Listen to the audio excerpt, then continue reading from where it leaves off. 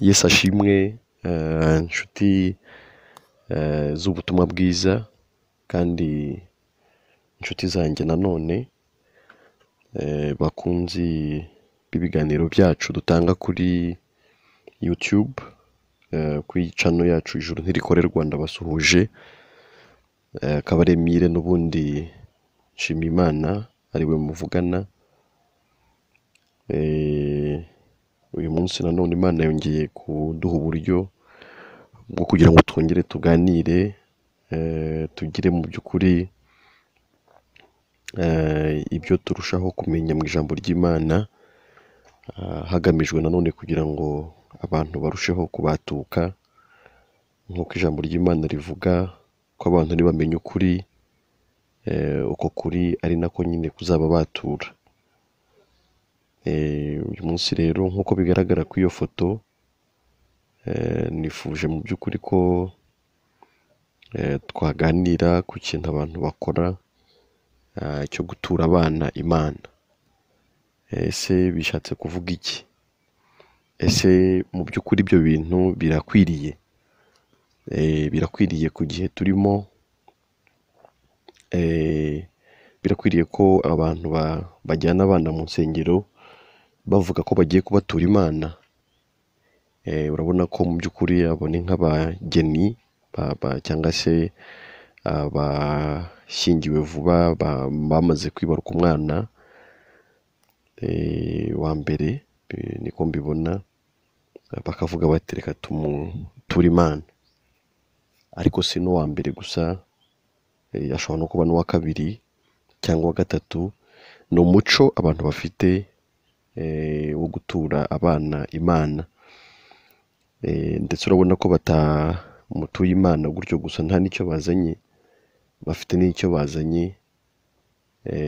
Mu by'ukuri bazanye itungo naryo bashyiriye Imana, ariko mu by'ukuri ibyo bintu byose biba bifite mu by'ukuri ukutamenya kubyihishemo. Akaba ari nayo mpamvu tuba dukomeje kugira ngo abantu baganire, turebere hamwe mu by'ukuri icyo Imana iba yaravuze ku bintu nk'ibyo. Ese bituruka he? Bituruka he? Kuki abantu bahitamo kubikora? Kuki ndetse n'amadini ashishikariza abantu kubikora? Kimwe cyo, amadini yo aba akeneye inyungu, amadini aba akeneye ibintu, amadini aba akeneye amafaranga, aba akeneye ayo matungo kugira ngo ayagurishe abone amafaranga, abayashinze nyine nabo babone icyo kubatunga. Ariko mu by'ukuri ntabwo ari Imana iba yarasabye abantu gutanga bene ibyo, cyane ko Imana yo nta n'ibyo ikeneye. Imana yacu ni umwuka, ubwo rero ntabwo ikeneye ihene, ntabwo ikeneye intama, ntabwo ikeneye ikintu icyo ari cyo cyose umuntu yayishyira.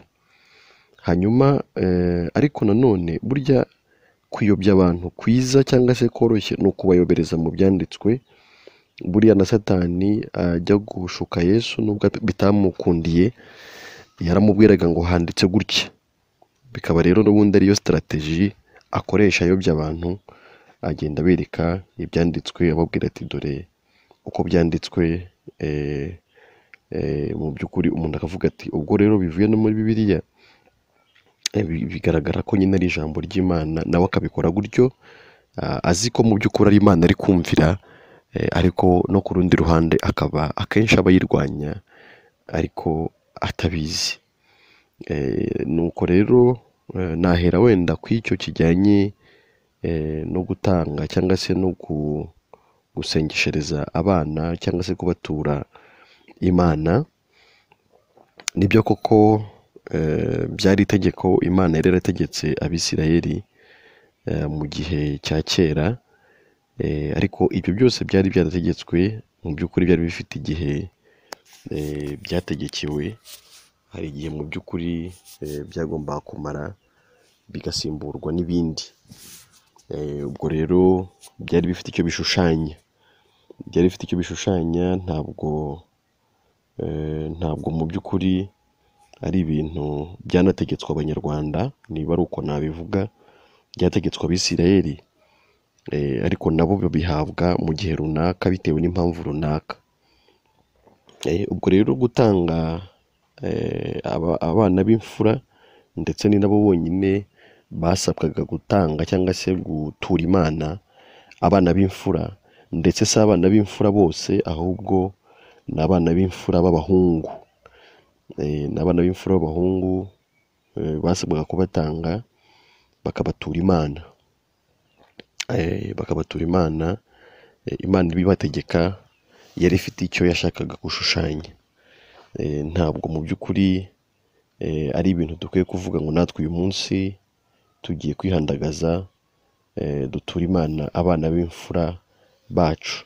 Oya, ibyo byari bifite icyo bisobanura, kubera ko Kristo nawe yari umwana w'imfura ndetse akaba umwana w'Imana w'ikinege.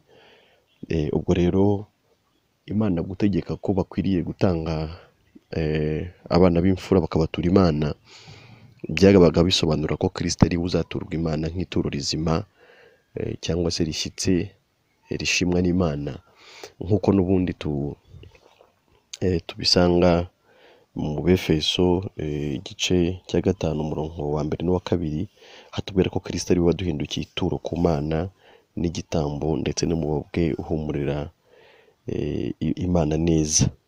Ubwo rero cyakora mu gihe cya kera nibyo Imana yari yategetse Abisirayeli kubikora, ariko bakabikora mu by'ukuri bishatse gushushanya Kristo nanone uzaza nyuma akahindura ibyo byose, akaba ari we mu by'ukuri uza ari icyuzuye kitari igishushanyo, ahubwo ari we ibishushanyo byose byakorwaga ari we byashushanyaga.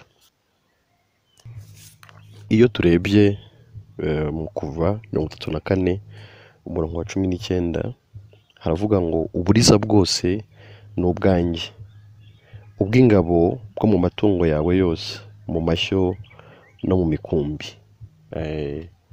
Birumvikana rero ko mu by'ukuri ryari itegeko nyine koko Imana yari Abisirayeli ko bagomba gutanga uburiza bw'ibigabo, amapfizi y'ihene, intama, ibimasa,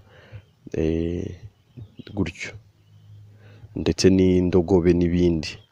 Nubwo hakurikiraho n'ibindi nyine by'uko ibyaziraga muri ayo matungo byo byagomba gucungurwa bikaguranwa ibindi, ariko icyo nenda kuvuga ni icyo, ni uko ndetse n'imfura z'abantu, imfura z'abahungu nazo zagomba guturwa Imana, ndetse na Yesu nyine yatuwe Imana. Ngira ngo ibyo nanone turabizi, ari nabwo Simiyoni yamuteruraga mu rusengero agashima Imana. Ibyo rero ni Yesu ubundi nyine, ibyo bindi byose bya mbere niwe byashyiraga kugaragaza Yesu we uzaturwa Imana, mu by'ukuri akazanajya ku musaraba agahinduka igitambo, akanahinduka ituro, akaba ari we mu by'ukuri Imana yemera, mu by'ukuri n'umwemeye wese akemererwa muri we. Avuga rero ko mu by'ukuri ni ubuyobe bukomeye iyo kugeza ubu abantu bagishyira Imana amapfizi, bakayishyira abana, bakayishyira, oya, ntabwo ari byo. Byari ibintu bifite icyo bisobanura. Kuri ubu ngubu ibyo abantu bakora byamera nko guterekera, nko guterekera, kuko ntaho bitandukaniye. Si Imana rero ikeneye ibyo, ahubwo ni ukutamenya Imana gutera abantu ibyo. Nkavuga nti rero ahari nawe ushobora kuba wibazaga ibyo ari byo, ukibaza ese nanjye birankwiriye ko ntura Imana umwana, ese birankwiriye ko nyitura ihene, nyitura intama? Ariko mu by'ukuri navuga ko ibyo ni ibyatambutse, ibyo ni ibyacyuye igihe. Icyo Imana ikeneye ni umutima wawe wizera umwana wayo Yesu Kristo nk'ituro rimwe rishyitse, nk'igitambo gishyitse, nk'umubabwe uhumurira Imana neza. Hanyuma ibindi byose mu by'ukuri ni ukutayimenya, ni imihango y'idini ariko idafite icyo yamarira uyikora. Niyo mpamvu n'ubundi byose ubikora ariko ukumva umutima wawe ntabwo unyuzwe, umutima wawe ntabwo wiyumvishemo kwemerwa n'Imana, nubwo wowe wakoze ibyo watekereza nk'aho byatuma wemerwa. nkavuga nti rero ibyo ntacyo bimariye, uriya mwana ubikoreye nawe ntacyo bikumarira, cyakora abo byagira icyo bimarira niba ari ushyiriye iriya hene, ariko Imana yo ntacyo biyimariye mu by'ukuri. Nkavuga nti rero Imana izajya ikomeza kudusobanurira ukuri kwayo, cyane ko nyine ijambo ry'Imana ritubwira ko ritumenya ukuri ari nako kuzatubatura. Niba rero utari wakanda subscribe kuri YouTube channel yacu, ahari uyu niwo mwanya wo kubikora kugira ngo dukomeze dusangira ijambo ry'Imana, dukizwe naryo, tubaturwe naryo, tube amahoro, dukomeze gutunga imitima mu by'ukuri itekanye, hashingiye ko twemewe n'Imana biciye muri Kristo Yesu. Nimero rero ni 0784 42 57, cyangwa se nimba uri hanze y'u Rwanda ni +250 7 84 42 57, akamenyetso ko guteranya 250 84 42 57. Watwandikira cyangwa se ukaduhamagara, dufite na groupe nyine ya WhatsApp, ubwo utwandikiye wifuza kwijyaho twagushyiraho kugira ngo usangire n'abandi ijambo ry'Imana umunsi ku munsi, kuko tuba turiho. Hari n'abandi nyine benshi bamaze guhishurirwa, benshi bamaze gusobanukirwa, benshi bamaze kwemera Kristo, benshi bamaze kubohorwa biciye mu kumenya ukuri kw'ijambo ry'Imana. Ubwo rero biteguye kukwakira no kuganiriza no kugusangiza ubuhamya no gufatanya nabo komeza kwamamaza ubutumwa bwiza. N'ikaze rero, twiteguye kukwakira kandi turakwishimiye. Imana ishimwe ku bwa Yesu, Imana ishimwe no ku bwayo wowe twumva none ndetse n'iteka ryose. Amen.